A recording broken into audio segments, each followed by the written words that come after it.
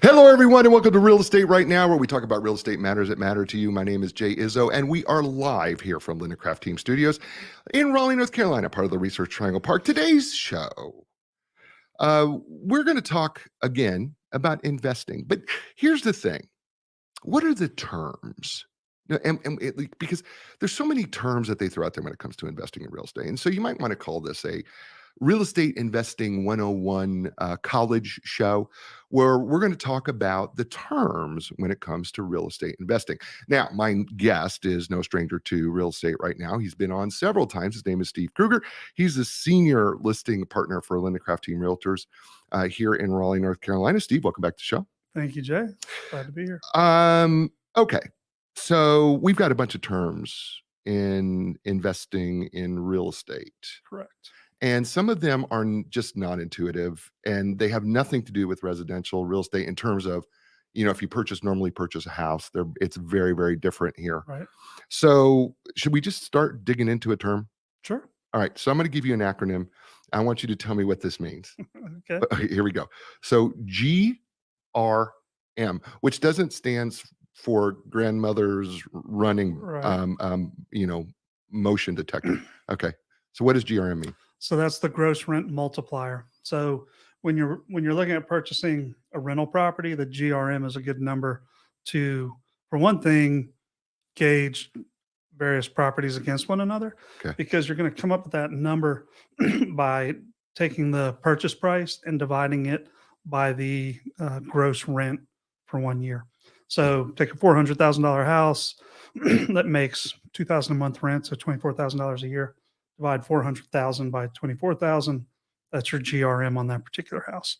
And I think, don't quote me on this, someone with the calculator can double check. I want to say that's just a little over 16%, because I actually calculated a bunch of GRMs for some investors a couple weeks ago. And then the other thing you can look at that number is that just basically means you take that $24,000 times the 16 point whatever, right? Yeah. And that's how many years it would be until you've made as much in rent as your acquisition price. So you're now at kind of break even. You're not really, you've made a lot of money because of appreciation and other things, but it's the gross rent multiplier is essentially showing you how many years until you've essentially made as much income in rent as the purchase price. Okay. That's a good one. So that would be an important one. GRM. Okay. I like that. Okay, here's I for a second I thought it had something to do with sushi, but it's not. It's NOI or NOI. So what is NOI? So the NOI is real important, and along with your gross rent multiplier, will get you to the cap rate, which we'll talk about in a little bit. Yeah. But to calculate your cap rate, you need your net operating income. Excuse me. The net operating income is really simple. It's literally your net income on the property, right? So you take that rent. So we said $24,000 a year Right. on a property making $2,000 a month. That's your gross income. Your Okay. net income is going to be that $24,000 minus all your expenses. So if you start calculating the homeowner's insurance, your property taxes, you can estimate what you're going to put into the house every year as far as repairs, those sort of things. And then that's your net operating income. And the reason that that's a really important number is when you're deciding to buy the property, right? Right. I mean, that's obvious. You're like, how much money am I going to make buying this property? Right. The interesting thing is, one of the ways you're making so much money in real estate investing over time isn't just from the rent, it's from the appreciation. So even a property that maybe has a slightly lower net operating income could be the better investment sometimes if you think it's going to appreciate at a higher rate. But basically, net operating income is a great figure for determining how much you're going to make in rent every month or income every month. And then you weigh that versus your cost, right? If you're paying cash for the entire property, then you're just looking at it as your sort of return on that. I mean, you're looking at your return on investment, but you're literally looking at, I put this money here and I'm literally getting this much income every year, Right. as well as the appreciation. But if you're leveraging it, so you're taking a mortgage, now that net operating income becomes a lot more important, because if your mortgage payment after you factor in taxes, um, you know, property insurance, all those things. Now, if you're spending 2,500 a month and the rent's 2,000 a month, you're going to have to be making up that shortfall, which still may be a good idea, but Right. you've got to know that. So your net operating income is going to be really crucial to that decision. So these are really two really important terms, GRM, NOI, for before you make an investment. You probably need to have these calculated out right away. Absolutely. All right. So third one is a cap rate, and this has nothing to do with baseball whatsoever. Does not. So what is a cap rate? So the cap rate is short for capitalization rate, and that's where the net operating income becomes really important. And most investors, they're going to look at the cap rate as their key determination when they're basically comparing properties before they decide which one to purchase. Because cap rate is where you take that net operating income divided by the acquisition price of the property, and it's going to come up with a number. So it's showing you your return on investment every year for that. So if I take a bunch of different properties and one's got a 5% cap rate, one's got a 7, one's got a 6, another one has a 7, I'm probably leaning towards the ones at 7. The higher the number, the Right. better. What I've seen from analyzing a lot of them lately is, at least here in the triangle, if you can hit 5 to 6% cap rate at the moment, that's pretty good. So that cap rate is showing you really which property you probably want to invest in. Mhm. And then it's also helping you just determine what is my ROI. Because if you're, which we'll talk about in a little bit, if you're Right. comparing this to other investments, then what do you want to make on that investment, right? Right. So if you know your cap rate, you now know I'm at 5%. I should be making 5% on my money every year. But on top of that, you have the appreciation of the Right. property. Right. And so you combine those two, and now all of a sudden you're going, all right, my return on investment's really the 5% a year plus the annual appreciation. Right. Whatever my equity Yep. is in the home at that point. And it could be right now, because this is college for me too. So it could be then that you may take a lower cap rate because it may be a less expensive property that you Mhm. can get into at a lower cap rate, Right. but you're still getting the appreciation. So sometimes cap rate isn't the only answer.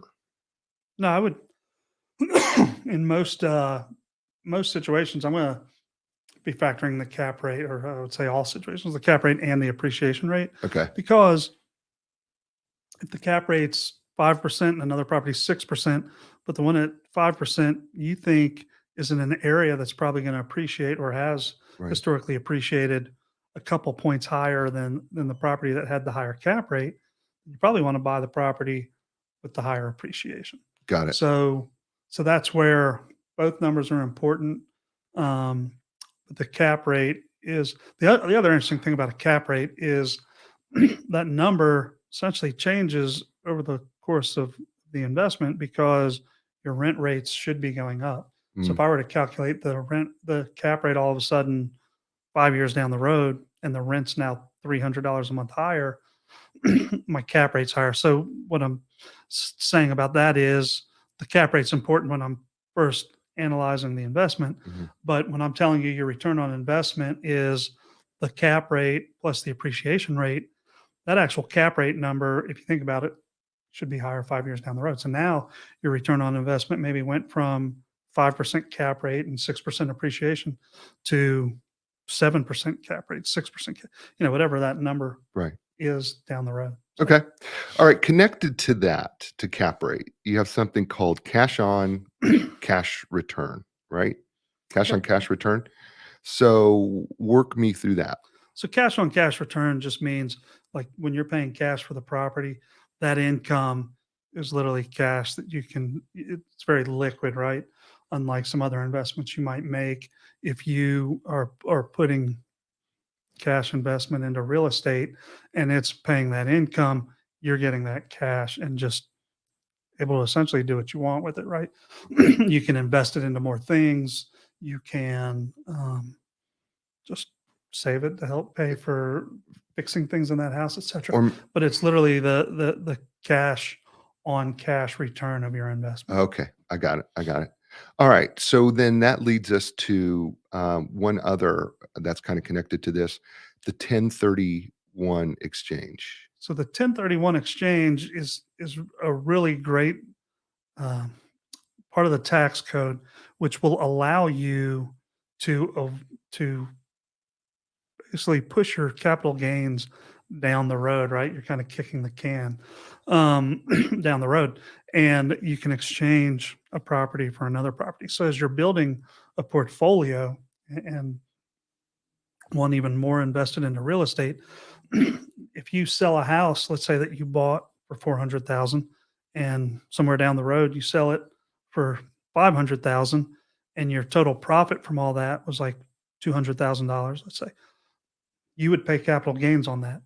But with a 1031 exchange, you can actually roll that all into another real estate purchase and pay no capital gains on it. Now, do I understand this correctly though? With the 1031 exchange, it has to be an equal amount of the property or higher? Or can it, I mean, can you roll a 1031? Like if I have a property that's $400,000, can I roll that into a $300,000 property? Or, or is it, I can do that, but I'm going to be paying taxes on the 100,000. That's a very good question to ask a tax attorney. Okay. I always think of it as an equal or higher. I would think, and I should know this, that yes, you can defer the tax that went into the cheaper property, Right. but anything outside of that Right. is taxable. That is a guess though. But that would make sense, right? If you made $200,000 Right. profit and you rolled 150,000 of it into a house, then you're going to have to pay capital gains on the other 50. Right. The reason that doesn't happen too often is that scenario where the profit wasn't necessarily the entire value of the house, right? It was Right. a $600,000 house, but I only got 200,000 out of it. Right. So I'm probably not rolling it into a $200,000 house all of a sudden. It can happen. I don't want to say it can't. Yeah. But when you use it, one of the ways people build a more dynamic portfolio and a more expensive portfolio is with that 1031 exchange, you can sort of move up the ladder because you're thinking, here's why there's an advantage, why it makes a lot of sense. If I sell that house and I take that $200,000 and now I got to pay the capital gains tax, and then I want to reinvest that money somewhere else, your capital gains tax, let's just say they took 30% of that. So now 30% of $200,000 is 60 grand. You got $140,000 that you're investing. With the 1031 exchange, you still have that whole 200,000 to invest into something else. Right. So your return is on $200,000, not $140,000. Yes, somewhere down the line, you still pay those capital gains taxes, but you've let your money work for you all those years. So So a lot of people, what they're doing, sorry to cut you off there. Yeah. So what people may be doing is they're saying, okay, I'm getting an entry in, right? And I've built equity. I've had a pretty good cap rate. I've built equity in it. And I've got some cash and cash return. And so now I'm going to invest in something a little bit bigger. I can roll all that money in there without any sort of tax penalty in the 1031 exchange. And so what you're really doing is you're trying to grow that. Now, can you do that with more than one property? So meaning if let's say I have a $400,000 property, right? And I'm going to sell it at 5. Could I buy, 2 properties at 250,000 and still call that a 1031 exchange? That's another great question for a tax attorney. I would think you could. So part of it is there's also a window. As soon as you sell the one house, you have a window of time that you have to pull off the 1031 exchange. You have to identify that property and then you have to close on it within a period of time. Could you do it and buy 2 properties? My guess would be yes. I don't know that because I've never had anybody. Every 1031 exchange I've ever been involved in was just a 1-for-1, and they were upgrading in values. But you know me, I'm going to ask stupid questions. To do even more homework next time. I'm going to ask stupid questions. It's stuff that pops into your head. No, and that's a great question because you had hit on something earlier. So I like the idea of you've got a more valuable asset, and if you can move that into 2 cheaper ones, yeah, cap rates tend to be higher the less Right. expensive the house is Right. That's what I was thinking. because of rent rates. So if you take a really cheap house, its rent is usually a higher percentage of Right. that acquisition price. When you Right. think of the stuff that rents for, you know, $800 a month, those are inexpensive homes. Right. But like, so essentially, I was talking about a $400,000 house rents for 2,000 a month. Right. The ones I was just researching Sure. recently in Sure. this area, a $200,000 house is going to rent for more than 1,000 a month on average, Right. right? So you got a higher cap rate on that cheaper house. Now, finding a $200,000 house in this Right. area Right. is not very easy, but that same logic does apply. So I am going to talk to Bill Okay. Bourbonnais. Okay. I have to find out how he pronounces his name there. Okay. Um, about that, because yeah, if you went, especially if you had an expensive enough property and wanted to Right. do a 2-for-1, could even benefit you more. Well, it was one of the things that popped. Yeah, no, it's a great popped in my question. head. It's I'm glad you asked it because now I'm going to learn about it.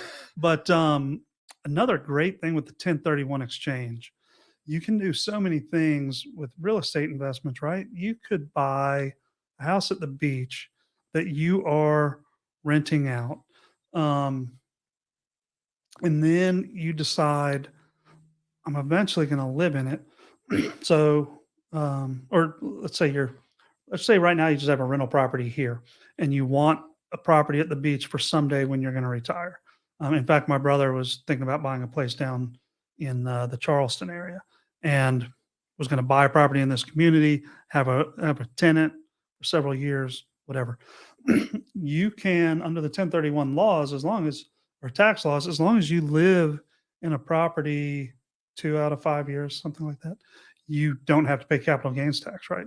So you can have a rental property, then 1031 into that beach house, rent it out, then move into it a few years later when you're ready to retire and make it your permanent residence. And now you don't have to pay capital gains tax Mm, because it's now your primary residence. very So cool. And then if it's a you lot of advantages with right, then if you die in 1031s. that property and you have an estate, right, you can kind of avoid it all, couldn't Yeah. you? Technically, That's where I do think it would be a great podcast to get Bill here to go over all the yeah. tax advantages because that's where I could really learn more myself. Well, we'll bring Bill, if you're watching the show, we'd love to have you on. And sorry for butchering your last name. Yeah. So Steve, we've got a question up here. Sure. I don't know if you read it. It says, "Hi, I want to offer a wonderful. promotion of your channel viewers." Okay, well, we'll talk about that. Thanks for doing that. That's kind of interesting. We always don't know what's going to pop up in there. All right, so we've got one other acronym here called BRRR, which doesn't mean cold. It's actually BRRR. Yep. So what is BRRR? So the Burr method is a strategy for building wealth with rental properties. And the B stands for buy. Mhm. And then you got 3 R's, right? Rehab Mhm. or renovate. I've heard it called either one. So you rehab or renovate the house, right? So buy something that needs some fixing up, rehab it. The reason you're doing that, you're adding value to the house. The next R is rent. So you're going to rent it out. Okay. Then you're going to refinance it because down the road you've got equity in it. You can do a cash out refinance, take that money and go buy another rental property. And that's the final R, which is repeat. So Okay. you can just start with one property and one investment. And over time, just keep building your portfolio with the Burr method. So a great example would be I sold a house a couple of weeks ago that I thought would be an absolute perfect rental property. And I had a feeling, from what I understand, the end buyer is not a renter. An investor. But I did think it was a perfect property for an investor, Mm. and where it was priced made a lot of sense for that. $250,000 house could have used fresh paint, new carpet, but a lot of the other things that unfortunately don't translate to enough dollars when you're selling a resale Right. were a roof, siding, HVAC, and windows that were all less than 5 years old.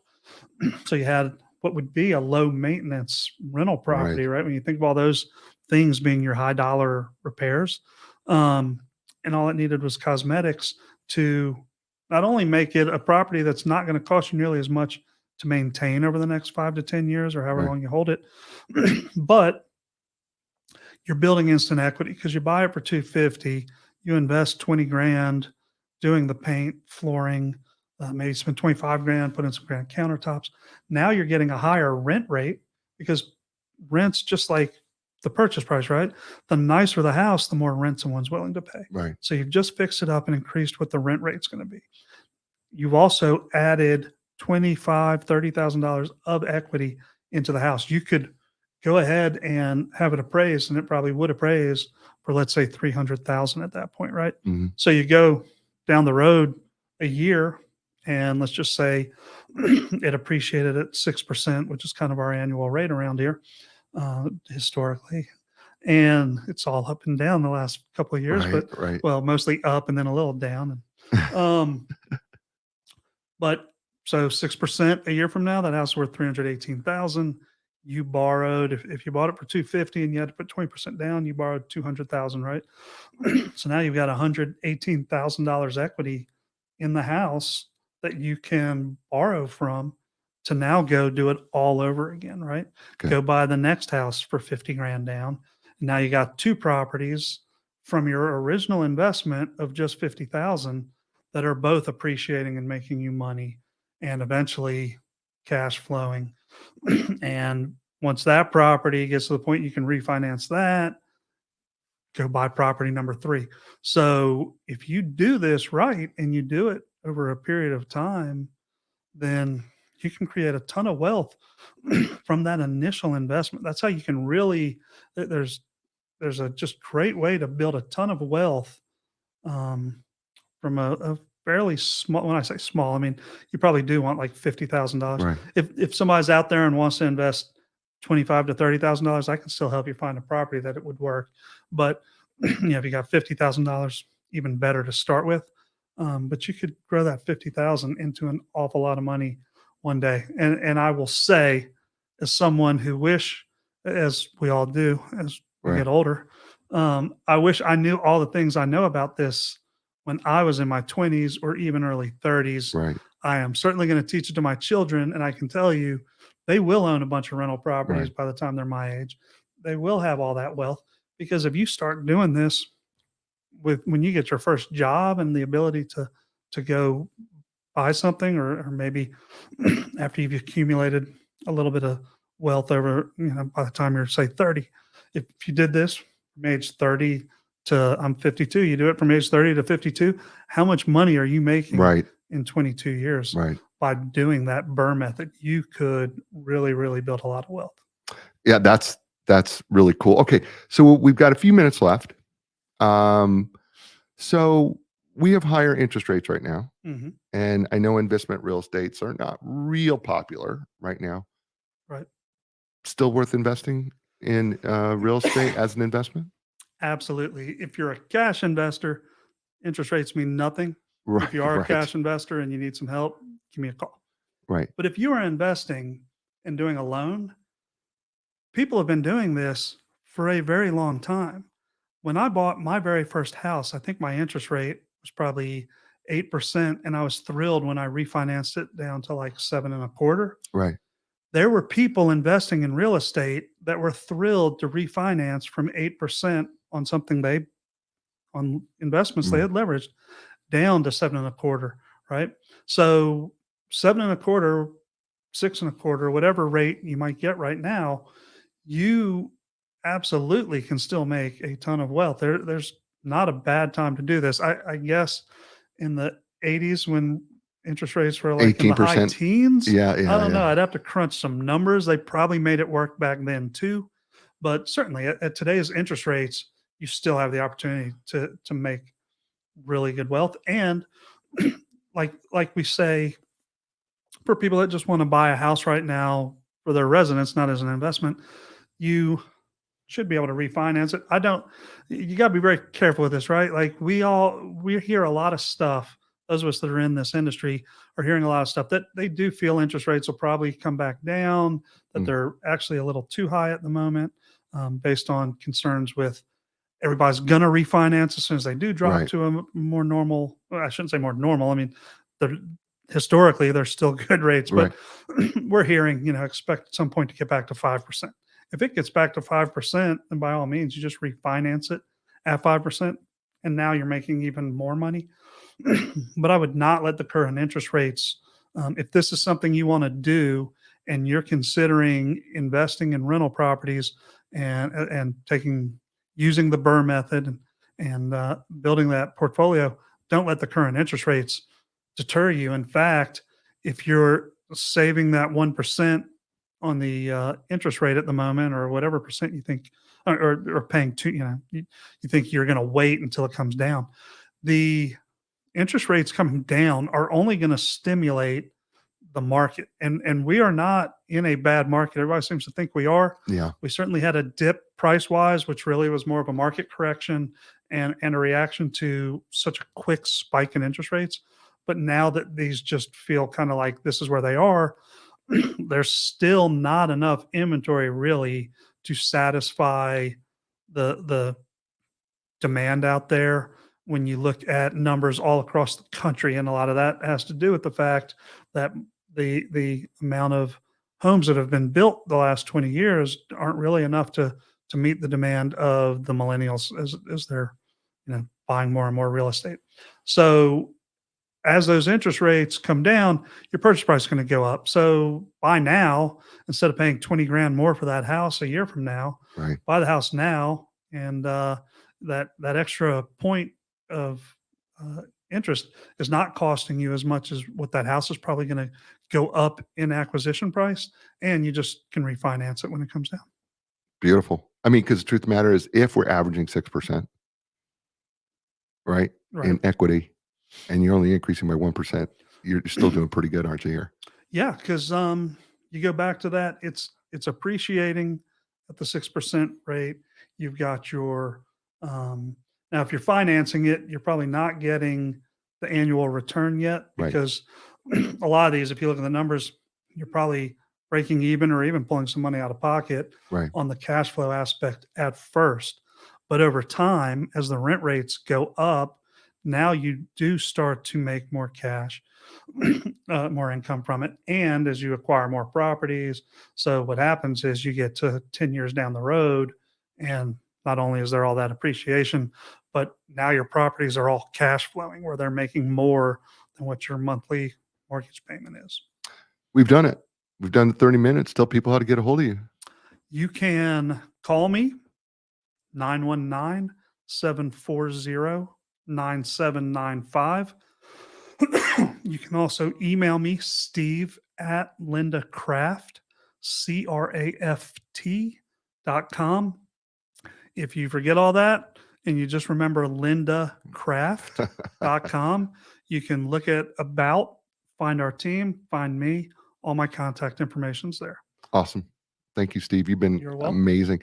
Folks, you had a lot of choices. You chose us. Again, thank you for doing it. Tell your friends and give us a favorable rating on your favorite podcast platform. We appreciate that, as well as here wherever you're watching us, including DBTV.